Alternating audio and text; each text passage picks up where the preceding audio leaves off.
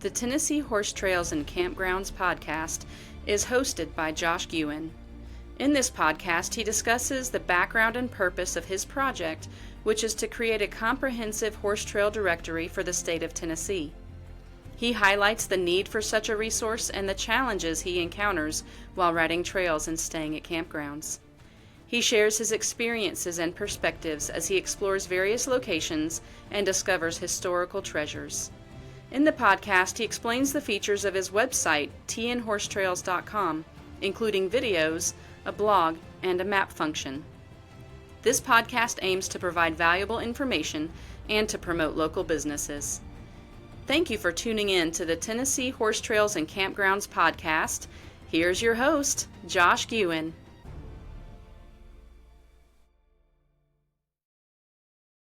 Hello and welcome to the Tennessee Horse Trails and Campgrounds podcast. I am your host, Josh Guin, and today we have Robert Dalton with Laurel Hill Trail and Camp in Lawrenceburg, Tennessee.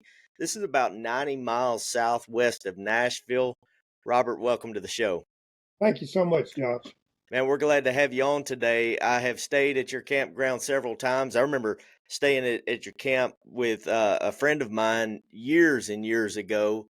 Finally came back as we've been working on this project of filming all the campgrounds around the state, and brought the family this time, and we had such a good time at your place. One of my best memories, I've got two good memories of your place, and one is when we showed up with our four kids. It wasn't 10 minutes later, you were giving them all rides around the campground on your four-wheeler, and they just loved that attention and being able to go out and have fun with you. And then the other one was this. You called me after we talked about us coming out there and filming, and we had talked about maybe me riding one of your horses instead of hauling a horse out there. And I remember you saying, "Oh yeah, I've got a horse for you, Josh. No problem. She'll take good care of you." And so I just said, "All right, well, I'll just ride yours." And when I got there that Saturday morning, we went to tack up, and I walked up to that horse and realized I think it was a 2-year-old, little filly. 3-year-old, and I remember thinking, man, I don't know about this deal, because I had to carry a camera on the trail. I had all this gear, and I thought, man, I don't know if I can handle a 3-year-old out there with all this stuff in my hands. And I even questioned you about it. You said, "Oh no, she'll do fine for you." And you couldn't have been more right, because that little rascal was, I think, one of the best horses on that trail. And we probably had 15 horses out there that day. Yeah, I remember well. Yeah. Yeah, but that's what you do out there. I mean, you ride all the time, and a 3-year-old is, if that's what she does every day, Of our young horses have as many miles on them as a lot of aged horses at other places, because some of our horses are used just about every day. We either ride them or we drive them, or we're doing something in the round pen, or they're learning something every day. Right. And it showed that day. She was already seasoned at 3. One of the nicest horses. Matter of fact, I think I tried to buy her from you by the end of the weekend. She was such a good one. But let's talk about your campground, Laurel Hill Trail and Camp. How long have you guys been open? We've been out since 2011. Okay. So my experience there is this: great trails, plenty of shade, lots of water, lots of creeks around that area. And of course, you ride right over the dam of that lake, Laurel Hill. Is it Laurel Hill Lake? I'm not sure. Yes. Yeah. Laurel Hill Lake. Okay. And one of my favorite memories of that was we were all riding in a group. This would have been years ago. And we stopped for lunch out there on the trail alongside the lake, and there were eagles flying over the lake catching fish. That was one of the coolest things, because you don't see that in Tennessee very often. I know, but we've got an abundance of eagles here, and seem like they're seasonal because they come and go. You liable to do 2 trail rides and not see one, and then you liable to go on a trail ride and see 2 or 3. Yeah. So they're seasonal as the risers. Yeah. Yeah. So we lucked out on that ride then, didn't we? Yeah, we did. Yeah. I think once it was in a tree and everybody took a picture of it, didn't it? Yep, that's right. It went down, caught a fish, and went to the tree and ate the fish right over the top of us. It was the coolest thing. I loved it. Let's talk a little bit about the campground. How many sites do you have that are rigged up for electric and water? 31. 31, and they all have water? They all have electric. They all have water. We got Okay. 30 amps and some 50 amp. Okay. All right. Good deal. Any sewer hookups? No, we don't have that yet, but we're going to get some of that this summer. Okay. Got a dump station on site. No, we do not. Okay. All I'm, right. I'm trying now to acquire that. Okay. All right. So the way that the campground is set up, if I remember right, I think it kind of goes. You come off of the road and it's just a straight shot in. It's really easy to drive into this campground. The highways are nice. We had a big. We had actually had a motorhome. I think our motorhome was 36 feet, and then we had a horse trailer, or I don't remember if we took a trailer or not. But um, when we went in there, we had no problems getting in. You can pull right into the sites. Do you have just back in sites, or do you have pull through? Oh, no, we've got all the front sites over here are pull throughs, and then we've got 2 or 3 on the lower end that are pull throughs. So I've probably got 10 pull throughs. Okay, gotcha. Um, as far as the amenities in this campground, I know you have that pavilion right there in the middle, right? Yes, sir. Okay. So what we did when we were there were a lot of campers there that weekend, some of our friends, and then there were just other campers, and we had such a good time. One of the things that I found most charming about this campground is a family atmosphere, and I know you're big on that. You've talked about that several times with me. And we really experienced that the weekend that we stayed. Everybody just got together in the evenings, and we even had singing around the campfire out there in the middle of the campground, and we ate together and that kind of deal. Is that fairly common there at your campground? It's very common.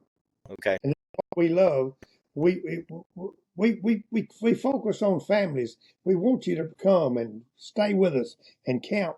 Bring your grandkids and bring your dog and just sit around and have a good time and ride at your own pleasure. And we'll have a guided camp ride every weekend on Saturday or Sunday one or maybe both.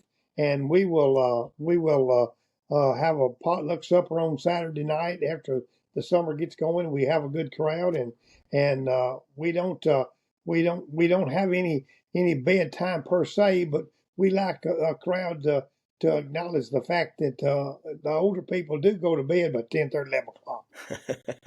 Yeah. So some of us younger ones were kids too. We're wore out by then. Exactly Yeah. right. I ride all day. I am pretty tired by 10 o'clock. Absolutely. Yeah. So, as far as what people need to bring with them, do they need to bring hay and ice and shavings, things like that? They do, but we don't have any ice or any shavings, but we've got a Dollar General store right at the end of the road down here, a quarter of a mile away, and we've got a convenience store a quarter of a mile away that fixes 2 meals a day down there. So you can go down there if you don't want to cook. You can go right down a quarter to half a mile away, right down to the road here, and get breakfast and get lunch and get a snack or whatever you like. But all the ice you want at the Dollar General store. And Hmm. anything you left at home and didn't think to bring, you can go down there to the convenience store or the Dollar General store and pick up most anything at Walmart would have. Okay. All right. Got you. So it's not that hard to go pick up what you need. With the horses there in the campground, you have the barn just right there in the middle of all the I have campsites. built That's what another barn since you was here. you have. I built another barn. I've got over 30 stalls now. Wow. I Is mean, that that's down there, and then I've got 38 or 39 stalls in all. what size are those stalls? Those are 10 by 12 and 12 by 12. Wow, they're big. That's Yeah, great. Okay, so the barns they're centrally located, and that's one of the things that I always like to have whenever I'm camping. I want my horse to be fairly close, so I don't have to take a hike to go take care of them, and I yeah. kind of like to keep an eye on them too. Most So horses, the new barn we built, we've got panels in it, and most anywhere you camped in the campground, you'll be able to see your horse. okay, great, great, and you've got some adequate shade around there too for the We've campsite, so you've got, got tree lines. we've got no matter which side you camp on, you're going to be shaded at least 80% of the time. Okay, gotcha, gotcha. All right, so now let's talk about the trails. Now this is the part that people really need to know about as far as you're riding out there. Tell us about the TWRA land that you sit adjacent to, and kind of what the rules are there. We are adjacent to the Tennessee Wildlife Management Association, Laurel Hill Wildlife Area, which is 15,000 acres.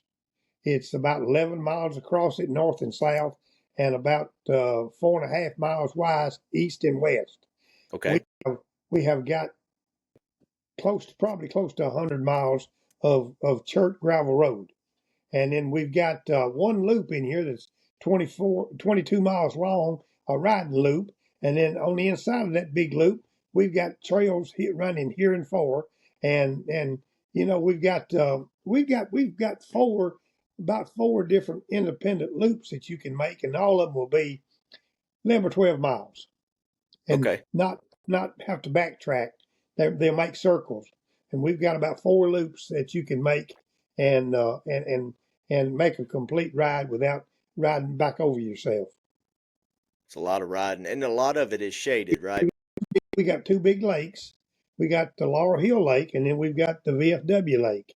And Okay. if you want to come and fish, and while your family rides, or just go for the VFW Lake over here is completely mowed around, and then the Laurel Hill Lake is completely mowed around. You can go to either one of them, and they got picnic tables, and you can sit down and have a picnic, and do it in leisure. And if you bring your wagon and your team and want to drive, then the Tennessee Mule Skinners have a ride down here, and we have other clubs that have rides down here.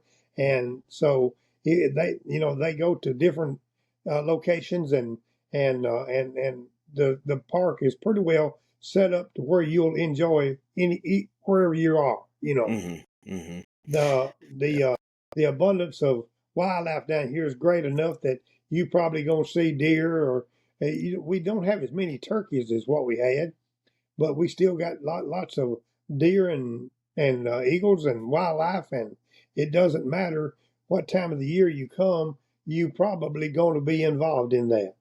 Yeah.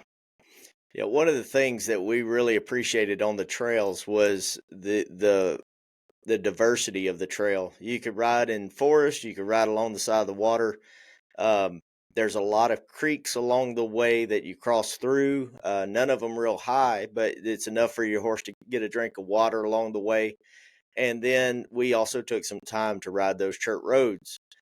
So that's of course really big with the gated folks. Sometimes they like to get, three abreast, four abreast, and ride down the road and gate a little bit. But especially like you said, for these wagon riders, which I mean, if we're being honest, they don't have a lot of opportunity in the state of Tennessee to ride in nice places like this, and it's so good that you guys have that. You said I think about 100 miles of chert roads that they can. At least that. At Yeah. least that. And it may be greater than that, but I had never thought of it in that aspect. Uh, but they come out here and stay for 4 or 5 days and make a 20-mile ride every day. Of course, some of it's crisscross, Mhm. but the way that the roads lay, you can make 4 or 5 20-mile rides in a week with a wagon and team, and not see the same scenery, every day. Right. Right. And you have plenty of room in your campground for them to be able to park those rigs, right, Yeah, with the wagons. and we have wide. I have widened all the circle out here to where it's two passable. It's wide as Good. two vehicles would be, and we've added lights, and like I say, we've added a lot more gravel and chert, and the trees has got bigger, and we tried to adapt to the changing times, and uh, and we've got a trail that runs from the campground to the WMA now, and you don't never have to ride on the road unless you just want to. The thing about summer riding out here is you don't have to worry about the sun. Now, Hmm. all the trails are in the shade beside water, so you Hmm. can water your horse. If you ride out here on any trail you want to ride on, you can water your horse every 30 minutes all day long, or Wow. you can water him every 15 minutes all day long. Wow. As long as you water a horse, you're not going to hurt him in the hot summertime riding him. When a horse hurts is whenever he dehydrates. But now out here at Laurel Hill, like I say, we've got 3 big creeks. We've got Little Buffalo River, and then we've got 2 big lakes. And so you're not gonna hurt for water one bit. Okay. So in preparing your horse for coming to Laurel Hill, do you need to have shoes? You need to have shoes, I would say. We have people that don't have shoes that are from some of the sandy states, and but some of them wear boots. Yep. But I would recommend shoes for here. Okay. And most of the terrain is not hilly enough to not be family friendly. I mean, most of it is if you bring your little kids, then there is big hills here, but the trail won't go up them; it'll go around them. Okay. And you can bring your amateur riders and people that aren't really sure of themselves and young horses and ride them here to your pleasure. Okay, that's great. So this is WMA land. It's wildlife management area. It's managed by the TWRA, Tennessee Wildlife Resources Agency. Talk to us a little bit about what they need to do in preparation to be legal to ride on that land. Okay. Well, it requires a permit out here to ride, and that involves they got a high impact permit for people in state and out of state, and then if you want to be legal out here, if you've got a Tennessee hunting fishing license, and you can buy a small game permit to go with that and be legal anyway. It will cost you about $55 if you buy a Tennessee hunting fishing license and a small game permit, or it will cost you about $75 per year with a high impact permit. And if you ride much, that $75 a year to be able to ride your horse 7 days a week, 24 hours a day is pretty cheap. Yeah. Anywhere you ride, if you go off to a campground and they not even around a WMA, they always add a riding fee to your charge anyway. But here we get $25 a night per trailer, regardless of the number in it, and then we get $10 a night per stable for horses. Okay. Well, the other thing that people can keep in mind about this WMA high impact permit is 2 things. One is, I think it's important, if you don't already have a hunting license, to buy that permit, because I've talked to TWRA about this, and they said every time somebody buys a high impact permit, that proves to them that trail is being used for that purpose. Well, that's right. And so that's how they kind of keep their numbers accurate, according to horse people. I believe there's 12 of these WMAs in Tennessee. That's right, and they're transferable. Good for it's not only good here; they're all over Tennessee. And if you buy a high impact permit or have a Tennessee hunt fishing license, you can ride there legally anyway. Yep. It's not only Laurel Hill; it's any WMA in Tennessee. That's right. That's right. And we bought one last year for myself to ride these trails, and I did use them across the board. We don't. If you're 12 and under, you don't have to have anything. To ride. You're legal to ride anytime. 12 and Okay. Yeah. So you guys can get that at the TWRA website.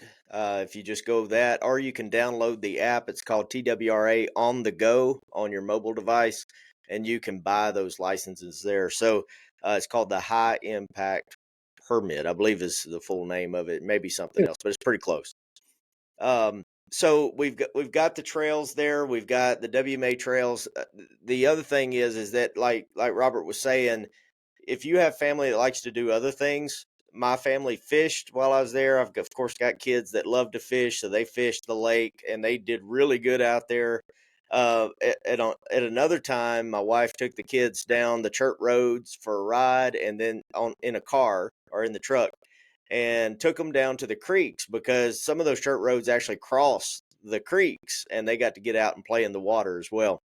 Yes, sir. We've got, at all of our crossings, we got what they call a low water bridge. It's a concrete slab poured across the creek where your kids can walk on comfortably, and the water runs and the creek runs across it. Sometimes it will be 6 inches deep, and sometimes it will be 20 inches deep. Mm-hmm. But regardless, it's a good smooth area. And if the parents carry their kids out there, they can carry a lawn chair and sit down on the low water bridge, and their kids can play in the water, and they can see their kids continuously. Absolutely. And the kids is in no danger. And we've got some good spots here that are 3.5 feet deep or 4 feet deep for 100 yards up a creek. Where they can go and spend hours there and just entertain themselves. Yeah. Yeah. And ours did. We sat there for about half the day on one of those particular days and let them play in the creek, and they just loved that stuff. They were Kids, you understand, you need a Yeah. place they can entertain themselves. Absolutely. Now, the other thing that is some entertainment here. Now, you'll have to speak into this because I don't know the rules on this, but I believe that you can ride like dirt bikes and four wheelers down those chert roads, right?